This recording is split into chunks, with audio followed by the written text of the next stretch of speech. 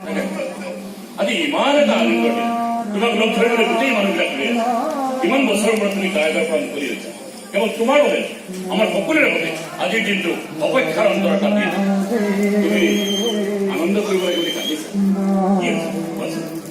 কি হৈছে? আপুনি ঠিকেই কৈছে ছাৰ। আজি সকলোৰে বাবে এটা আনন্দৰ দিন, কিন্তু মোৰ বাবে এটা অনিশ্চয় দিন। মই আকৌ সেইখন সমাজলৈ উভতি যাব লাগিব, যিখন সমাজে মোক আজিৰে অৱস্থাটোলৈ ঠেলি পঠিয়াইছে। আকৌ গাঁৱৰ মানুহে জোকাব, আকৌ মাৰ ককৰ্থনা, গলদ্ৰ, কুকুৰা, মেকুৰী ভীষণ ভয় লাগিছে ছাৰ। এতিয়া আকৌ এটা নতুন উপাধি পালো, হত্যাকাৰী।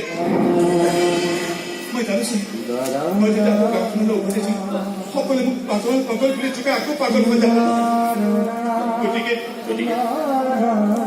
মোক গাঁওখনলৈ পঠিয়াই দিয়াতকৈ ঘৰখনলৈ পঠিয়াই দিয়াতকৈ আপোনালোকৰ কমলা ফাটিকলৈ লৈ গ'ল। এইবোৰ তুমি কি কৈছা? তুমি এটা সুস্থ মানুহ হৈ এই বগলাবিলাকৰ লগত গা মই জানিছোঁ পাগলবোৰে কেতিয়াও আমাক পাগল পাগল বুলি নুজোকায়, কাৰণ সিহঁত নিজেই পাগল। সিহঁতৰ লগত যে ভয় থাকো মোক এইটো পাগল পাগল বুলি নুজোকাব। আৰু সেইটোৱে বহুত জীয়াই থকা প্ৰধান কৌশল। এইটো অসম্ভৱ কথা।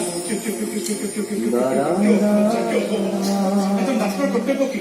এজন ৰোগীক নিৰোগী কৰা নে এজন নিৰোগীক ৰোগী কৰা? এতিয়া আপুনি কওক ছাৰ, মই সেই সুস্থ মানুহবোৰৰ লগত থাকি অসুস্থ হৈ থকাটো বিচাৰে নে সেই পাগলবোৰৰ লগত থাকি সুস্থ হৈ থকাটো বিচাৰে? আপুনি মোৰ বাবে কেৱল এজন ডাক্তৰে নহয়, মোৰ আই, মোৰ পিতাই অসুস্থভাৱে জীয়াই থাকিবলৈ মই পুনৰ পাগলৰ জীৱন অসুস্থভাৱে জীয়াই থাকিবলৈ